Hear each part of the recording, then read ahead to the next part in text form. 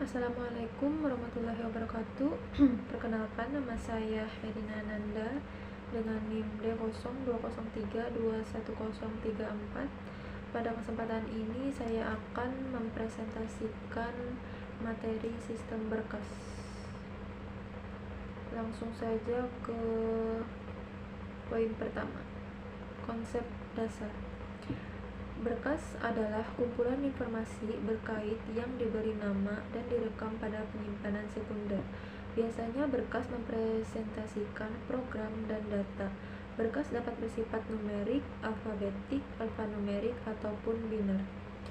Adapun contoh struktur file atau berkas, yang pertama ada text file, yaitu urutan karakter yang disusun ke dalam baris-baris. Yang kedua ada source file, yaitu urutan subroutine dan fungsi yang nantinya akan dideklarasikan.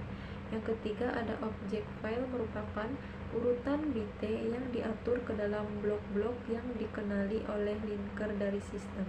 Dan yang terakhir ada executable file, adalah rangkaian kode session yang dapat dibawa leader ke dalam memori dan dieksekusi. Selanjutnya poin kedua, yaitu atribut pada berkas. Nama merupakan satu-satunya informasi yang tetap dalam bentuk yang bisa dibaca oleh manusia. Yang kedua, tipe dibutuhkan untuk sistem yang mendukung beberapa. Yang ketiga, lokasi merupakan pointer ke device dan ke lokasi berkas pada device tersebut.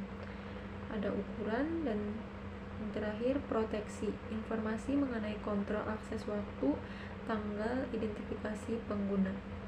Informasi ini biasanya disimpan untuk pembuatan berkas, modifikasi terakhir yang dilakukan pada berkas, penggunaan terakhir berkas. Poin selanjutnya yaitu operasi pada berkas. Sistem operasi menyediakan sistem CAS untuk membuat, membaca, menulis, mencari, menghapus, dan sebagainya. Berikut dapat kita lihat apa yang harus dilakukan sistem operasi pada keenam operasi dasar pada berkas.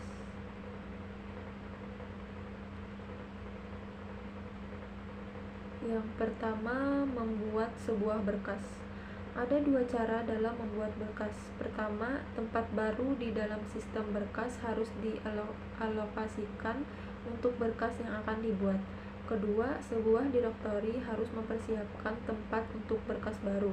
Kemudian, direktori tersebut akan mencatat nama berkas dan lokasinya pada sistem berkas. Yang kedua, menulis pada sebuah berkas. Untuk menulis pada berkas, kita menggunakan sistem file beserta nama berkas yang akan ditulisi dan informasi apa yang akan ditulis pada berkas. Ketika diberi nama berkas, sistem mencari ke direktori untuk mendapatkan lokasi berkas. Sistem juga harus menyimpan penunjuk tulis pada berkas, di mana penulisan berikut akan ditempatkan. Penunjuk tulis harus diperbarui setiap terjadi penulisan pada berkas. Yang ketiga, membaca sebuah berkas. Untuk dapat membaca berkas, kita menggunakan sistem call beserta nama berkas dan di blok memori mana berkas berikutnya diletakkan. Sama seperti menulis, direktori mencari berkas yang akan dibaca dan sistem menyimpan penunjuk baca pada berkas, di mana pembacaan berikutnya akan terjadi. Ketika pembacaan dimulai, penunjuk baca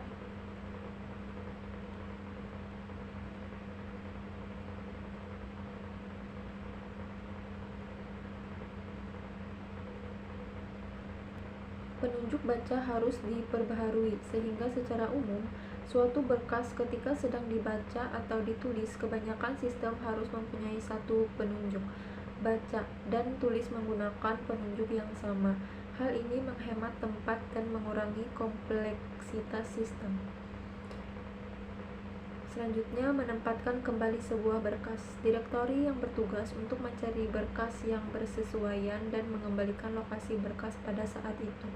Menempatkan berkas tidak perlu melibatkan proses 1/0. Operasi sering disebut pencarian berkas. Selanjutnya, menghapus sebuah berkas. Untuk menghapus berkas, kita perlu mencari berkas tersebut di dalam direktori. Setelah ditemukan, kita membebaskan tempat yang dipakai berkas tersebut, sehingga dapat digunakan oleh berkas lain, dan menghapus tempatnya di direktori. Dan yang terakhir, memendekkan berkas.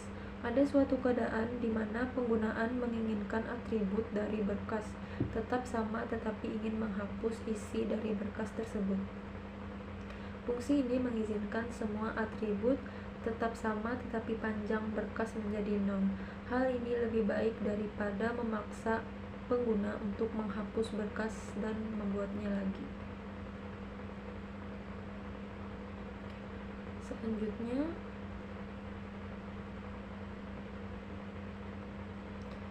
Selanjutnya jenis berkas. Jenis-jenis berkas adalah yang pertama text file, yaitu urutan dari karakter-karakter yang diatur menjadi barisan dan mungkin halaman. Yang kedua, search file, yaitu urutan dari berbagai subroutine dan fungsi yang masing-masing kemudian diatur sebagai deklarasi-deklarasi diikuti oleh pernyataan-pernyataan yang dapat dieksekusi. Yang ketiga, object file, yaitu urutan dari bit-bit yang diatur menjadi blok-blok yang dapat dipahami oleh penghubung sistem. Yang terakhir, executable file adalah kumpulan dari bagian-bagian kode yang dapat dibawa ke memori dan dijalankan oleh leader. Selanjutnya, struktur berkas. Disk menyediakan sebagian besar tempat penyimpanan di mana sistem berkas dikelola. Untuk meningkatkan efisiensi 1/0, pengiriman data antara memori dan disk dilakukan dalam setiap blok. Setiap blok merupakan satu atau lebih sektor. Setiap disk memiliki ukuran yang berbeda-beda, biasanya berukuran 512 bits. Disk memiliki dua karakteristik penting yang menjadi disk sebagai media yang tepat untuk menyimpan berbagai macam berkas, yaitu yang pertama, disk tersebut dapat ditulis ulang di disk tersebut. Hal ini memungkinkan untuk membaca, memodifikasi, dan menulis di disk tersebut. Yang kedua, dapat diakses langsung ke setiap blok di disk. Hak ini memudahkan untuk mengakses setiap berkas baik secara berurut maupun tidak berurut, dan berpindah dari suatu berkas ke berkas lain dengan hanya mengangkat hard disk dan menunggu disk berputar. Selanjutnya, metode akses. Metode akses terbagi atas dua, yaitu yang pertama, sequential access merupakan metode yang paling sederhana. Informasi yang disimpan dalam berkas diproses berdasarkan urutan. Operasi dasar pada suatu berkas adalah tulis dan baca. Yang kedua, direct access merupakan metode yang membiarkan program membaca dan menulis dengan cepat pada berkas yang dibuat dengan figured like logical order tanpa adanya urutan. Selanjutnya, operasi pada direktori. Operasi-operasi yang dapat dilakukan pada direktori adalah yang pertama, mencari berkas, yang kedua, membuat berkas, yang ketiga, menghapus berkas, yang keempat, menampilkan isi direktori, yang kelima, mengubah nama berkas, dan yang terakhir, akses sistem berkas. Selanjutnya, tipe akses pada berkas.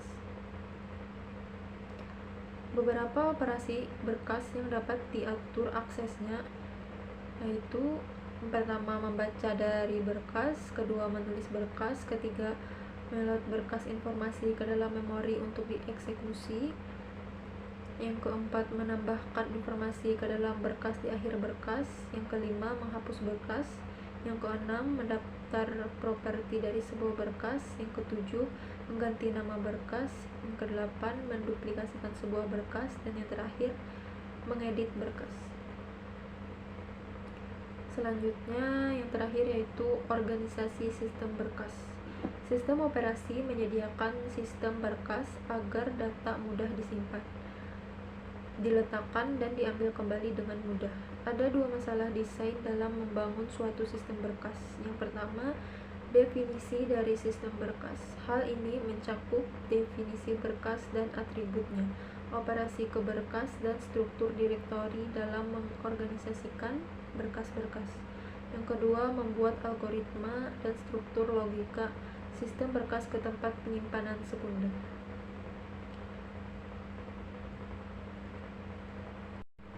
Sekian dari presentasi saya. Mohon maaf apabila ada kekurangan atau kesalahan dalam penyebutan kata.